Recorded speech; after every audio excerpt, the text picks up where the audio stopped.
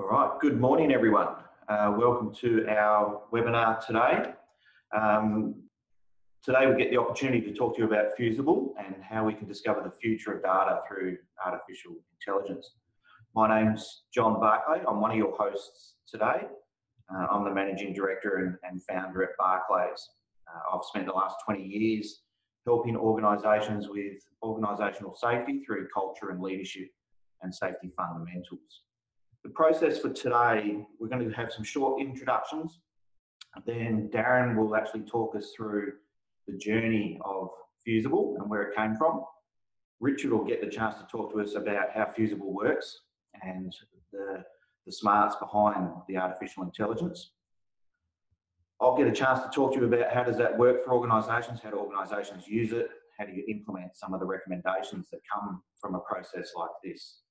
Then we'll finish with a Q&A, and you'll see at the bottom of your screen there's a Q&A function. The Q&A function will allow you to type in a question for the panelists, for the host to respond to at the end.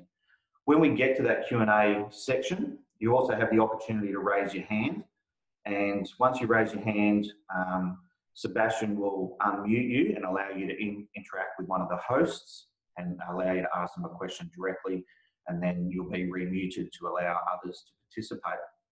We'll then go through a final closeout with a bit of feedback and some other actions that come from the webinar today. So for now, I'll hand over to Richard to introduce himself. Thanks, John. My name's Richard Marshall. I have over 20 years experience in the mining industry as a minerals processing engineer. Spent a lot of time on mining sites with undertaking engineering design operations and also construction type work. So I have a bit of a background in safety. I started looking at natural language processing as a tool approximately 7 years ago, and have gotten very interested, or got very interested in that time, on how to apply natural language processing as a subset of general analytics. And this has led to a number of interesting areas of study, and which has led to founding Fusable with Darren Phillips, who will introduce himself now. Hi everyone, I'm Darren Phillips. I guess I'm co-founder of Fusable. Thanks very much this morning for joining us, and I'm delighted to speak with you. I guess my claim to fame, other than Richard and John, who've already introduced themselves, is actually knowing both of these folks. For my business and things that I normally do is I get to work with lots of interesting companies and interesting people. And both John and Richard, I would claim, amongst some of the most interesting I've met.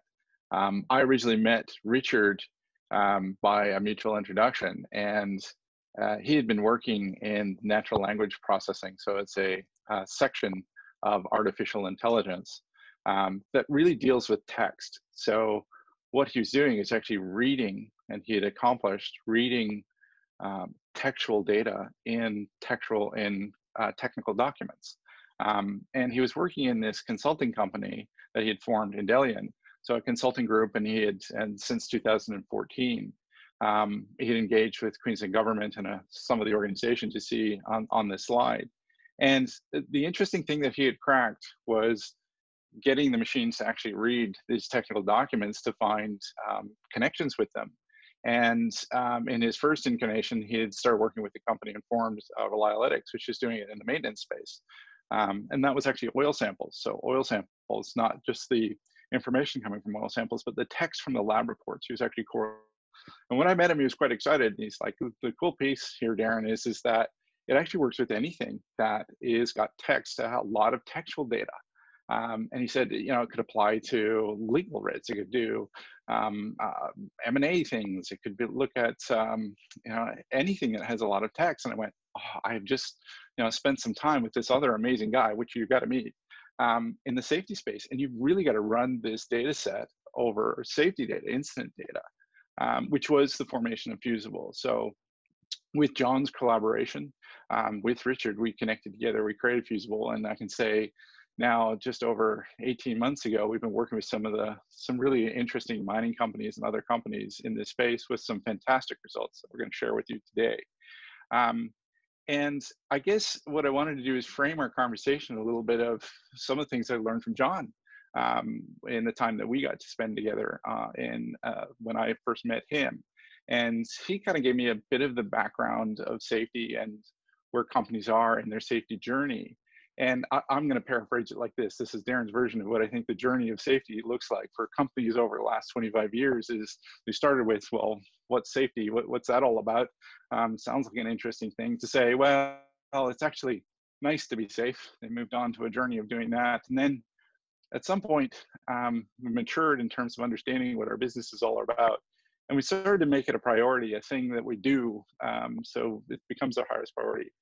To where I think most companies are today, especially in mining, we're finding is that it's not about something you do. It is actually who you are. It's your culture of who you are. We are safe organizations, and safe production is just the things that are an outcome of that change in culture and approach. And that journey has actually made, arguably today, going to work probably the safest time it ever has been in history. The underlying secret in that is, although injuries are going down overall, serious incidents of fatalities are still occurring, and we could say they leveled out. We really haven't made a huge dent in that. But we got there by safety professionals and people thinking about safety in the right ways. They're thinking about behaviors and culture, and they become data-centric. So in that evolution and movement forward to be better and better in safety, always looking for new ways to look at the data, look at what's happening, and guide that along with intuition. And the ways to do that is always looking for ways to learn from our past experience and find new ways to intervene. And I'm going to give you an example from one of the customers that was one of the first touch Fusable solutions. It's Wholesome. You might know them as a courier, and we use the data from Queensland. And I'm not going to hang on this diagram. They shared this diagram for us in terms of their lagging indicators, but it shows that journey really on a graph for us, that from one point they went from uncontrolled pieces, and you can actually see the outcomes flowing in their lagging indicators. And they certainly had an emphasis on culture and behavior leadership, and that drove positive outcomes in terms of what they saw in their operation, not just from a safety perspective, but overall in terms of quality. But it's interesting where they got to is that down near now what they've done with all the data, looking through it, they now can see a plateau of what they've been able to do. They have sat at this one place to say, well, what's next? What could they have potentially missed? They're very data driven and have learned very well. And that's really where we had the opportunity to work with them and use the natural language process, artificial intelligence, to start looking to the next level. And for them, what we had done with them was immediately obvious. This is a way in which they could break through that plateau that they saw, and they could actually see some things inside their own data in their own environment in new ways. And from that, they were able to see inside the data how they could actually become more proactive and even preventative in some of the areas, focusing on those hazards and behaviors that are identified within natural language. So huge strengths and opportunities for them to move forward. And it was the speed in which they can do that and the way that they could correlate that with behaviors, not just hazards, mitigating out hazards, the behaviors that were inside their organization, and to develop new interventions that they hadn't considered before, and even the ability to consider good data. Now, Richard's going to walk you through some of this in a few seconds, but I just wanted to spend some time as he walks through all of the technology for you in the first section. So I'm going to use this slide to really frame our conversation today, is that what we do from Fusable is we grab your existing data, and we're really interested in the textual data that you have, the incidents, the long form description of what happened in the incident. That's what we gather out of your existing safety management system. We engage with your safety team to understand where you're at. And Richard and his team will review the preliminary results, and he's going to talk to you in this next section about these amazing results that you get out from the textual pieces. But from that, we move to target the questions that arise in those data to get to recommendations. What do you do with that? So John's going to speak to you later on just about how those are interpreted and what you can do with them inside your organization. So Richard, I'm going to hand to you now, and he's going to walk you through what does this data look like, how does this artificial intelligence look, and some of the results that you get. Over to you, Richard. Okay, thanks, Darren. I'll just click to the next slide. Okay, so we see our role at Fusable is to take your understanding of your safety data to the next level by examining the language of safety. So I'll be providing a high-level technical walkthrough of how we do that. Now, our analysis is centered around examining the language associated with your safety data and providing a consistent interpretation of it. Not just a few weeks of data, but potentially many years worth. So for the purposes of our webinar today, we'll concentrate on incident data. However, what we're talking about can be applied just as well to observational or cultural data as well. So in short, we take your incident data, we run it through our proprietary processes that deploy natural language processing. We compare the language in each incident to every other incident, and we use the comparisons to draw up these wonderful visualizations that you see here, or fusions, which we can consistently interpret to understand commonalities between incidents and any subsequent trends. We also use the language in each incident to identify any hazards and behaviors which contributed to the occurrence of the incident, which can be detected within the language. So why do we do this? When you take a database of thousands of incidents, it's impossible for the safety professional examining them to read and make sense of all those incidents and understand the underlying trends that are present within the data.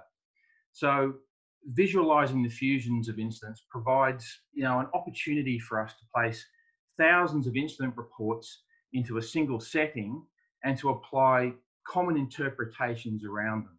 And as a result, we can place your safety data into a new context. So let's have a look at how to interpret the information.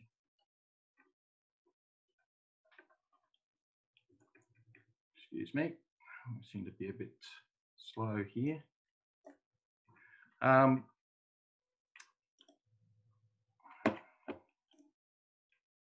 Okay, so here you see a fusion of safety incidents. Now, each dot or node on this graph represents an incident. Each color represents a fusion of similar types of incidents. Okay, so similar language creates a fusion of similar incidents. Each connection between each incident or node represents similar language, okay? And incidents with similar language form fusions. Now, highly dense fusions contain highly similar types of incidents. So, for example, these may be describing very similar issues with a ventilation system, with the only difference being the location of the issue. Spread out fusions contain differentiated incidents. Now, these may be describing, for example, similar hand injuries, for example, a cut hand, but the context around the person cutting their hand may be vastly different.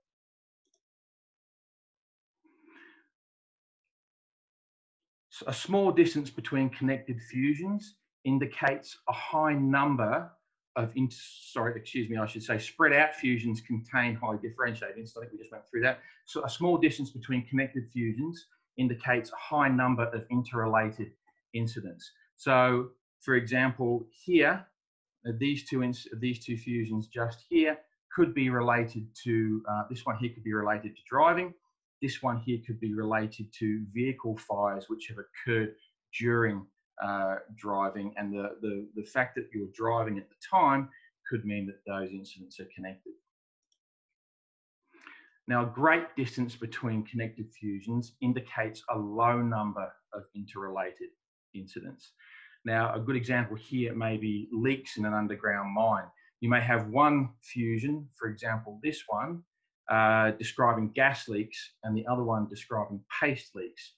Now, these are totally different scenarios, but leaks and drilling, in this case, are the key connectors.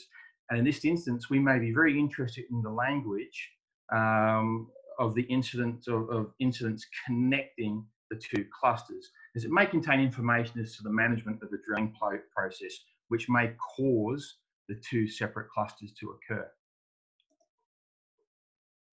Centrally located fusions can be core to the ecosystem.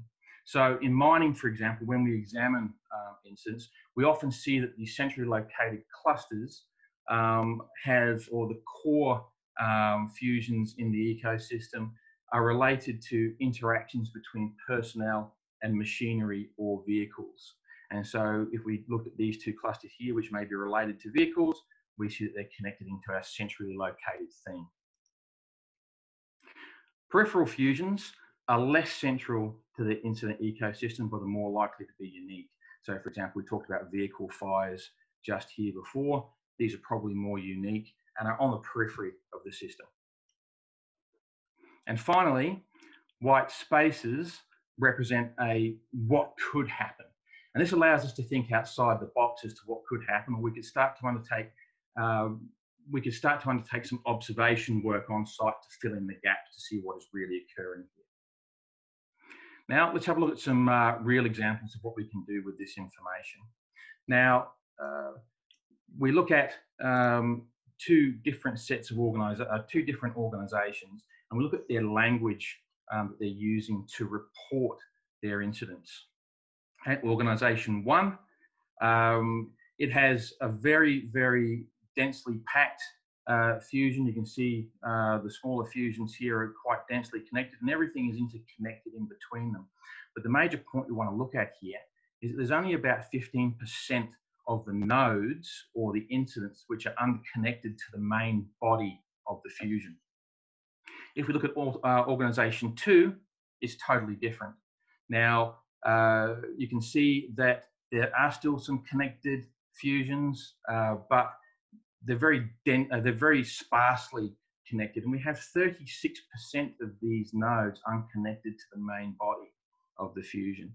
Now, this is really interesting to us because this provides us with an ability to potentially assess the quality of reporting. These unconnected nodes may indicate that you have incidents occurring in totally different contexts, incidents occurring across the spectrum on your mine site, and they're occurring in totally different contexts, and the language means that they're not connected. Or it could also indicate that your reporting is quite poor. Now, in this case, it was a mixture between the two. There were a lot of things occurring within there were a lot of incidents occurring on site in different contexts, etc. But also we found the quality of the reporting of incidents was quite poor at the time.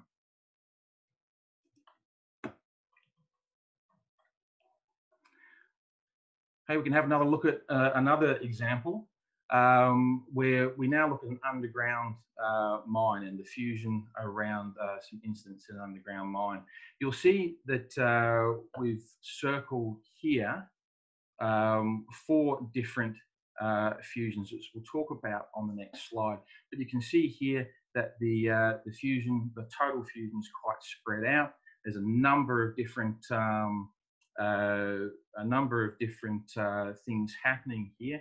We've got a dense cluster dense fusion at the bottom of the main body, which is relating to very similar communications and ventilations issues. And the language in these was quite similar, reporting comms problems at a particular location in the mine, and also ventilation issues at particular locations of the mine.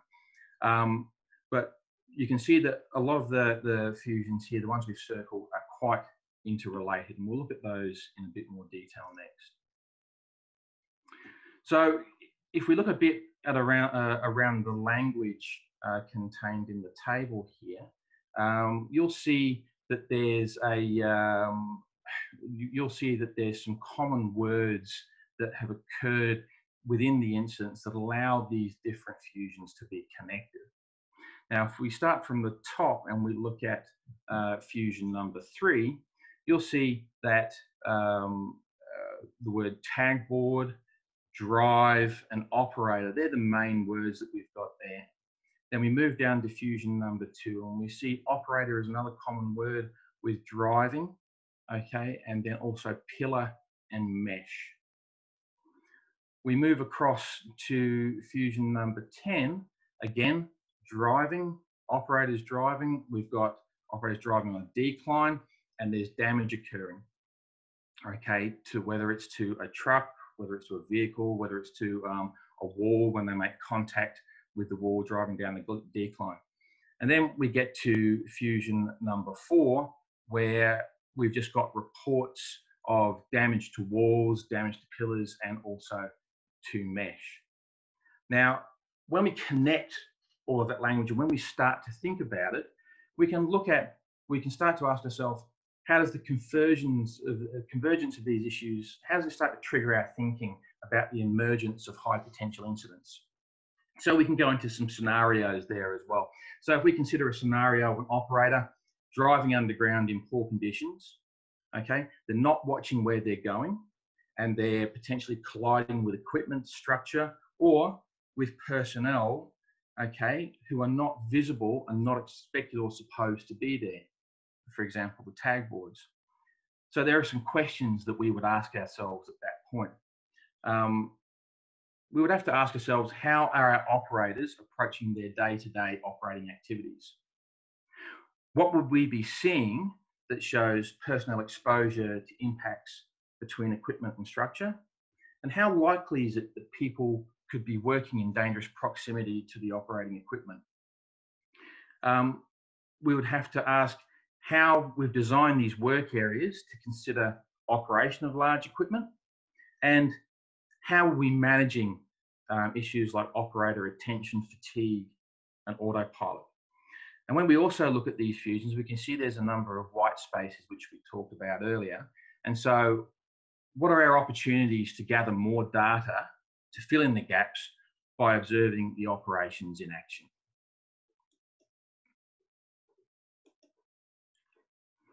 And finally, we'll have a quick look at how we look at hazards and behaviours that we detect within incidents as well. So what we see here on this slide is the application of our hazards and behaviours algorithm.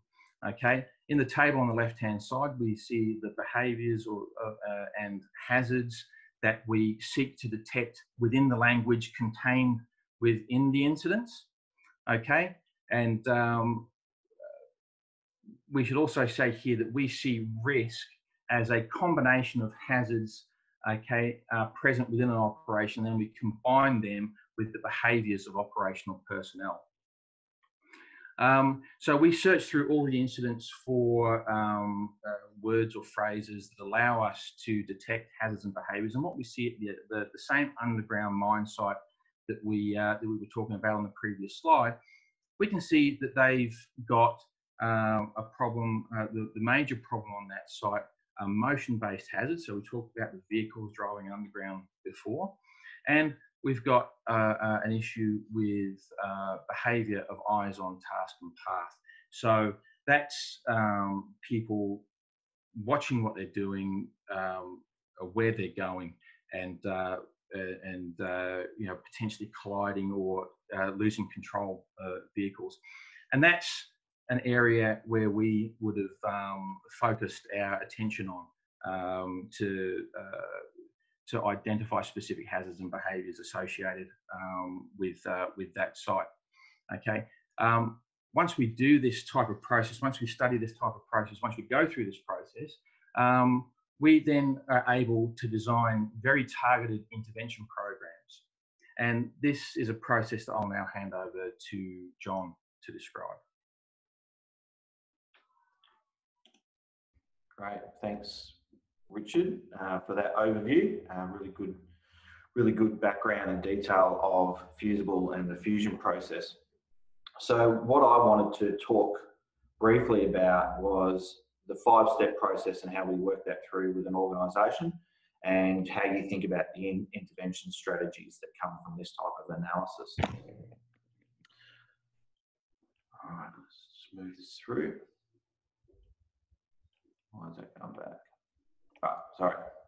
All right, so as Darren introduced the Fusable process around the 5 steps, the first thing we do is work with you to be able to export your data and be able to get that data over to Fusable and have them to start running that through the natural languaging process. Now, while that natural languaging process analysis is taking place, we work closely with your safety team and your key stakeholders to be able to understand what programs you're focusing on right now, what are some of the critical risk factors your organisation is already focusing on, and what are some of the unique language that you might have within your organisation or in that industry that we need to be considerate of as we start to review the language that's being used throughout your incidents or observation data.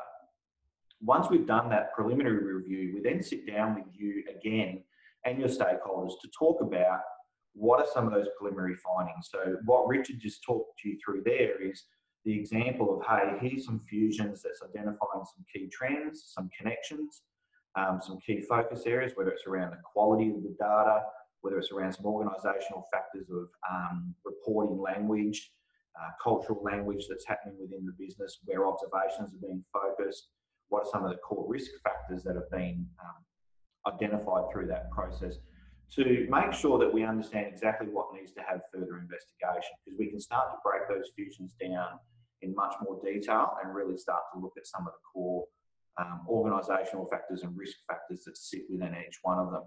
So we go through a greater analysis. We can look at year on year. We can look at different hazards associated with each other. We can break down those different behaviours that are linked to the same hazards. And we can start to formulate some key findings out of that and some detailed recommendations. So stage 5 is really about giving you the overarching findings of the process. So what did we find through all that data? And what are some recommendations that come from that process? Now, the key part of recommendations is to really think about the action plan that's going to come from this and what's the ongoing recheck on whether that process is working.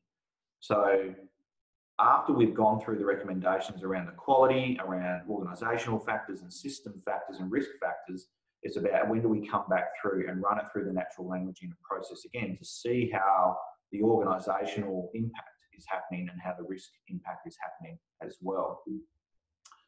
So one of the key parts of that process is really establishing a clear communication plan. This, as you can see when Richard was talking about that, it is a new way of analysing data and bringing a collective bit of information together that allows you to look at a mass amount of information in a single context and look at some key factors to that. So there's a need, if you're going to roll this out and talk to your organisation, is there needs to be a communication plan to be able to explain the Fusable process so you can actually get people to understand how that natural languaging process works. That then enables you to explain how the key findings came about and why those recommendations have been positioned the way they are. Because the most important thing whenever we do an analysis like this is to make sure all our key stakeholders clearly understand the context of what has been done, how the technology has done that, and why is it pointing me in a direction that I may not have been considering before. Because we look at data in small groups, like say month on month, or maybe a quarter, or maybe at best, maybe 6 months or 12 months. This is looking at a mass amount of data and a trend, and therefore then how do we actually explain that to people that it's showing us something else? Once we've got that communication plan defined and outlined, we then want to make sure that we can sit down and go through a clear intervention strategy. From this process, we generally focus on 2 things. Organisational factors. So what's happening within the organisation that's impacting the way we gather our data. So that can talk about incident reporting, quality of incident reporting, the descriptions people are using, the culture around understanding risk and exposure, so how people describe the event, so it incorporates hazards and it incorporates actions, and there's an understanding of the controls that are being used and how we piece that together, then it's also about what's the organisation doing in regards to managing the overall risk rating, risk assessment process within the incident or the data gathering process as well. The second part obviously is about the exposure, the risk factors that need to be driven down. So if that's around motion hazards, so driving and equipment movements, and we're trying to manage the impact of damage, and we're trying to manage the impact of people in interactions and other vehicle interactions, and what are the specific intervention strategies that we need to do to drive that down. And that piece is really about understanding what the white space is and being able to make sure that we can connect the gaps between fusions that are happening in one context and fusions that are happening in another context, and really build the strategies to look at what could happen in between that, and how do we go get more information on that, or how do we actually put controls in place to drive that.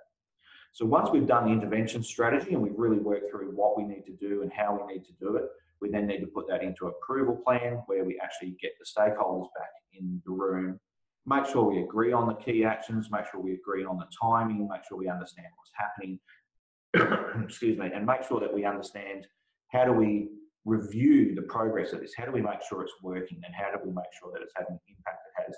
So when we come through and do another natural languaging process, we should start to see improvement in those organisational factors and those specific exposure factors. So the intervention strategy is really important to make sure that we look at it holistically. So what I mean by that holistically is that we're not just looking at procedural processes and we're not just looking at individual items. So I'm just trying to move the slide. Okay. So when we look at that intervention strategy and that action planning, there's a couple of things we need to do. We need to look at the setup of the actions and how they link to the actual findings and the recommendations. We need to go through and discover exactly where you need to put your resources and your efforts. So what sites, what departments, what locations, what teams. You know, is there anything specific that we need to go target very specifically? We then need to define the organisational factors. So that's improving programs, processes, procedures, policies, logistical factors of bringing things into the organisation to make sure that the workplace is set up effectively. What is it we expect from leaders? What do we need our leaders to go do to make sure that they're implementing these actions, that their observation strategies are affecting the right areas? So is there an adjustment we need to make with our leaders and where they're doing their field interactions, or where they're doing their field observations, or where they're doing their inspections and audits? What do we need from individuals when it comes to describing things in incidents? What do we need from individuals in regards to reducing our exposures? So it's working through a clear plan for the leaders, but also the individuals themselves.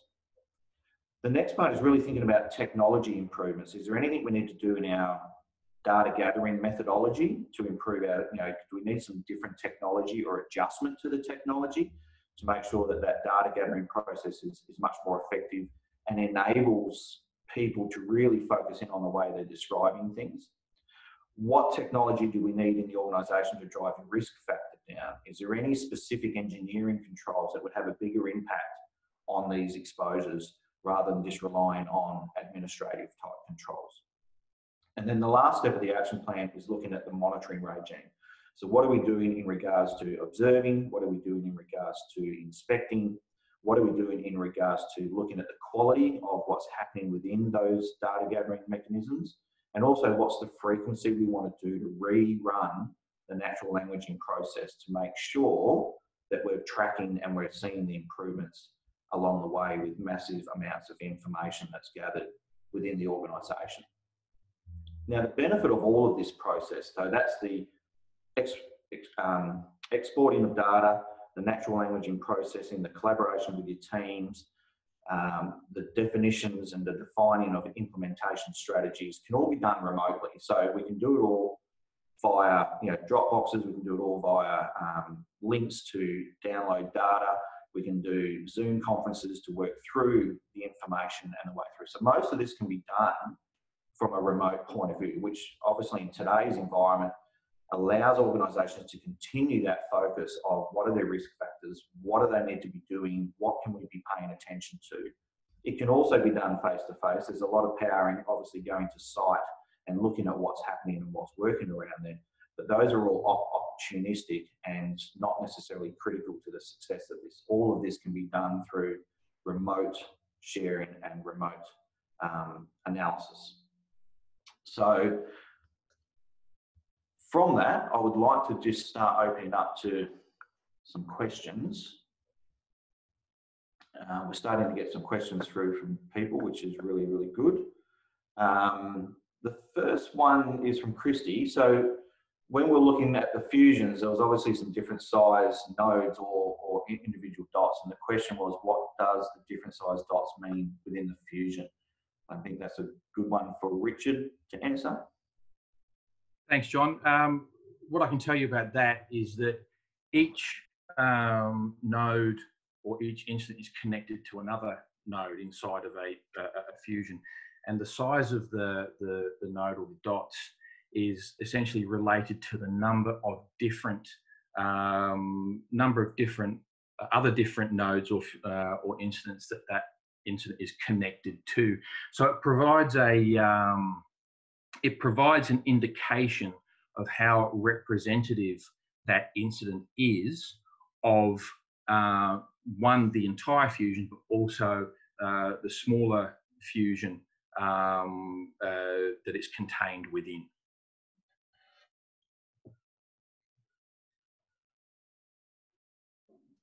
Thanks, Richard. Hopefully that gave you some clarity on that question. The next one from Christy again was, how does looking at observation data help the analysis? Darren, is that something you want to talk about? Yeah, I can grab that. It's interesting that a lot of the companies that we're grabbing data from, we start with the incident data. And I think the example that Richard showed, for instance, it shows those amazing fusions, and so the stretching part of it, you can see the shape of them. There ends up being a lot of white space in between. The issues, for instance, he had an underground example where there was driving and some tag board issues, some other things that were there. What the observations data does when you put that into the mix is it actually shows you observation data can actually fill that white space. So we should see connected language through that connects in and fills in that white space. So that's really how it does impact the analysis. So it can actually, you can look at observational data separately as well, because you should see a nice integrated fusion with it. And sometimes it shows that the observational program may be focused elsewhere. We saw another data set, for instance, that showed that the new observational program that they put in was completely disconnected with the previous history of safety and incident and the language of safety that was around. So the observational data tied in with the rest of the data actually gives you new insights in terms of how the language of safety and culture is across the whole organization. Right. Thanks, Darren. Question for Ada. How does data quality impact the analysis? If you'd like to take that one, is that yourself, Richard? I'll take that one quickly, John, though Darren might have some thing to add to that as well. From an analysis perspective,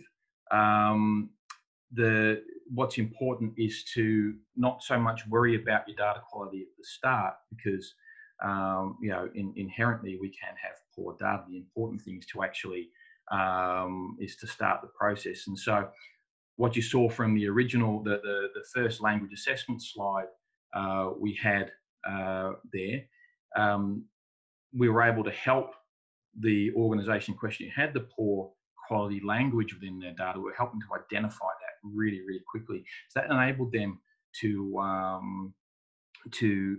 move on to improving their reporting processes, quite quickly. They kind of knew it was a problem, but this actually solidified the problem for them as well. Yeah, and I will add to that, if that's okay, Richard, is that it's interesting when we say that poor, how does poor data quality? And the inference in that is that poor data is using a very traditional approach to analytics, which is it's the drop downs in your safety analytics system that's not giving you much information anymore. But remember that what Fusable is looking at is the textual information. So it's, you know, how people have captured the incidents, and they've actually written in their own natural language. And that's the interesting part about this technology is that you can actually read that information. So although the drop downs may not have been filled in and been a bit of garbage, the textual information is actually quite valuable. And it shows you these consistencies. So it can identify the areas in which the language is already, and then it highlights those areas where there's no reporting at all, or poor quality. So it's actually a really great way to assess, even if you do have, because you may have more data than you think you have. In fact, most of the customers that we've found have had better quality data, more actionable things in their text than they ever thought that was possible. Thanks, guys. Question from Kevin. So another question from me to first. How long does the 5-step process take? Probably the one for you, Darren. Yeah, it depends on the size of the organization and the data, of course, you know, how much, but it's not typical that we're finish the full process within a month. It just depends on how quickly we can usually get in front of the people that want to dissect the data. So processing the data doesn't take very long at all. And it's actually a fairly quick IT process of just sucking out whatever data that you have. So the first out to stage 3, we can be there very, very quickly. So yeah, within a month, usually, that's been the typical size of where we're already delivering some fairly significant results. Yeah, like I say, that really does depend on getting access to people to go through those 2nd, 3rd, and 4th stages. Thanks. Question from Kevin. So how does the system or process handle the natural variation in language used by people at site over time? So e.g. buzzwords, we come across this a bit, don't we, Richard? Absolutely. Buzzwords that come and go, and can it be heavily influenced by the report writer's current hot topic or focus area? I'll deal with variation in language. So yes, people can say the same thing using different words. So that is a very valid question. We do take into account variation in language within the system. So I like to use the example, a fox chased a hen around the hen house is very similar to a predator chased a bird around the birdhouse. There's a variation in the language, and they're not totally similar, but they're very similar when you actually look at them. So we do take those variations into account. The system, and if we're talking about colloquialisms as well, so hot topics or buzzwords that people do tend to use, we also look at the surrounding language around each of those words as well. So we're not just picking out single words, we're looking at the surrounding language. So while there will be some dissimilar, there will be some similarity, there'll be a hot topic or a buzzword might be used, the surrounding language actually helps us to make it more similar as well. Kevin, I hope that answers your question. Yeah, and the thing I'm noticing, the more and more we do this, the smarter it gets in piecing multiple phrases together, and its ability to actually look at those surrounding words, not just the individual words. So thanks, Richard. So another question from Kevin. So this is with regards to the connectedness of different nodes through words. Does the system work on a statistically significant finding rather than, for example, perceived connections? We do have the opportunity to look at statistical significance between connections. So I talked about the size of the nodes there before. We look at the statistics across our fusions with connectedness between not only individual nodes and the size of the nodes and how they're connected, so how representative they are of the system. We also look at how information flows between the system as well. So we do, where we need to, we do apply statistical calculations to the networks or fusions to ensure that we are trying to take out perceived connections as well. But there is always going to be, it's not a perfect representation or understanding of language, but it's pretty good, and it does allow us to to find good connections or trends between different topics. All right. Thanks, Richard. Hopefully that gives you enough answer to that question, Kevin. Question here from Philip. So what's the approach for gathering different data from data storage in organisations which are not harmonised in one system, such as hard copy, Excel, et cetera, et cetera? Darren, do you want to have a bit of an overview of that one? Yeah, I'll give the high level, and if Richard wants to jump in to give more details. What's interesting is that question comes up quite often is that different sites have different systems, different safety management pieces, different drop downs, completely different systems altogether. What's interesting is if we're thinking about we're using the text of the incidents, the observations, is it becomes a unifying place because what people wrote, their natural language, is a way in which we can connect them together. So it really doesn't matter if you got INX or if you've got SAP, we can grab this together and it can actually show you the connections really quickly between those different organizations. And it's been an exciting outcome of actually helping to harmonize the, I guess, the cultural data, that's kind of the behavioral data across different areas.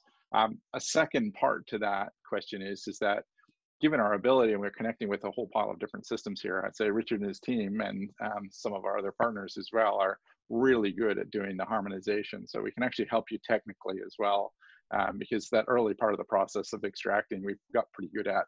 So if there's some other things that we can help you with it, or in terms of the data extraction and harmonizing, it's become a bit of an add-on benefit to what we've been doing as well. Thanks, Darren. Richard, did you have anything you wanted to add to that?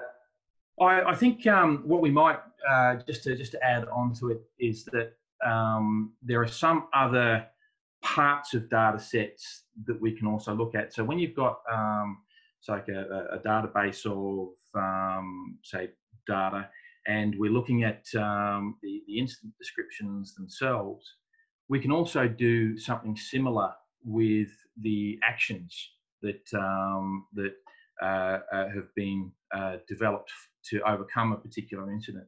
So what we're able to also do is we're able to actually overlay actions and incident data as well. And we can do things to, so if we have an observation,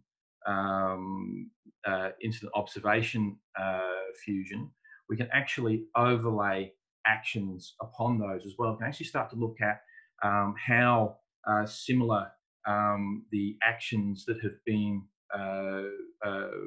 proposed for similar types of incidents. Have you got a number of different actions that have been proposed for similar types of incidents, or are all your actions all the same, but the incidents keep on occurring? And that can give us an indication as to how good, how well you're dealing with your incidents as well. So if you have a number of similar types of incidents, and you're using similar actions to deal with them, and they keep on occurring, it means you might have to change the way you're approaching your intervention program at that point as well. Right. Right. Thanks, Richard. So I guess in summary of that is no matter what different storages you've got, if we export them to a central location, we can then upload them to a central piece that can actually digest all of that, and we can help you with the harmonization process of that. Because yeah, it is probably one of the challenges for some organizations with different sites, but we're able to bring different sources in and work that through. Question from Ellen. What culture data is used? Obviously, given the variability across companies and industries, and obviously people who do culture surveys as well, how does it integrate with the actual data set? Darren, is that something you want to talk about? I'm happy to add to that.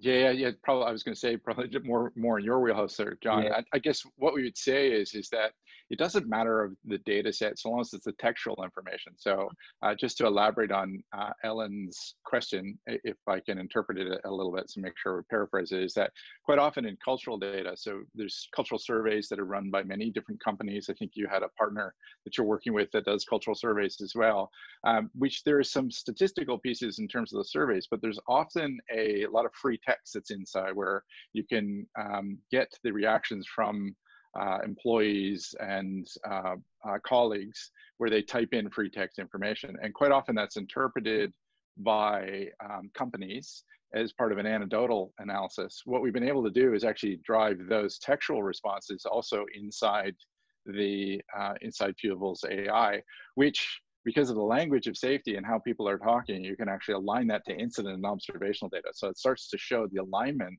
of language across an organization from a cultural point of view. So how did I do with that, John? Probably handle it better. Look, the advantage to culture data, so when we look at incident data and observation data, it's very safety exposure centric, and it really talks about the risk factors themselves.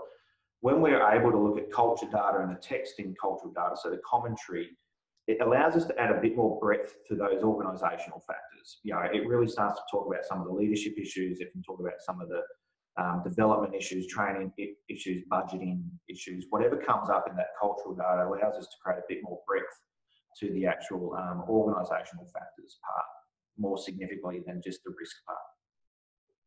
So hopefully that answers that one, Ellen. Another one from Kevin. When you change the language being used on site to be more meaningful, does this mean that your data should start over again? Darren, do you want to have a crack at that one? It's a simple one. I think one of the things that we show in the front part of the diagram, and I think we don't have that diagram right because we actually have an arrow going back around, is it almost looks like this is a one-off. And I think one of the things you probably failed to explain at the beginning is that this is an ongoing process. So as you start analyzing your language, it becomes a way in which you look at your data. And what we're finding is that we continue this process with organizations over time. So you're absolutely right, Kevin, that when you change the language, so you actually see, oh, wait a second, there's a challenge there, maybe an observational implementation is, then we're going to start capturing information right away. And it only takes about 250 pieces of data for it to start to change the fusions. And so you can actually see the impacts. So say you did John assists you with implementation of a leadership program in there, you will already see the impact of language on your instance and observations. And that's actually probably one of the exciting parts of this, is we can actually see the efficacy of cultural intervention programs, I guess, for the first time, because it shows up in language. So it's kind of an interesting piece. So thanks for asking the question, because I think it's interesting in terms of one of the outcomes that it provides. Yeah, and it's probably the first main benefit organisations get is re-establishing critical language in their business about safety, and we can check on that quite quickly. Yeah, and quite often we're just engaged ongoing, so it's a multiple year process where we just keep grabbing the data as we go. So that's typically how we engage now. And the good thing is, the more you do it, the more you understand how the system works and how the findings are found and how the information comes. So you actually rely less on us, and you can just run the data analysis through and through. It actually becomes an ongoing good way to actually analyse the data. So the last question we've got is from Steve. What volume of events or observations, or what's the minimal number of data do we need to get meaningful analysis? Darren, do you want to start with that one? Yeah, I'll grab it. I know Richard will go into the absolute detail of exactly how many. This is one of the questions we had when we started using the technology is, well, how many instances do I really need? Turns out, if we give it to Richard, he'll tell you it's around 250. So which isn't a lot, because if you think of most organizations, that's, could be the number of incidents that are recorded in a very short amount of time. So it doesn't take a lot of data to actually give you really meaningful insights. And I'll just add one more to your question, which is how much text do you really need, was the other question that we have. And in fact, Richard presented one of the organizations that actually gave us a really small data set. It was tiny. I think it was, the overall total over years was about 750. And it's one of the fusions that you saw on the screen. And not only was it small in terms of the number of actual incidents, it was small in the text. It doesn't take a lot of text to get meaningful information either. So these guys were doing safety instances, I've joked, in the size of tweets, 140 characters. It doesn't take a lot of text to get the nuance of hazards and behaviors and the interesting things of the technology. So it's one of the exciting factors. It's not a lot of data that you really need, and you actually see the transformation over time as we're doing it. Great, thank you. So that looks like we've answered all the text questions. I'm assuming there's no one that's raised their hands or used the link function to to try and talk to us.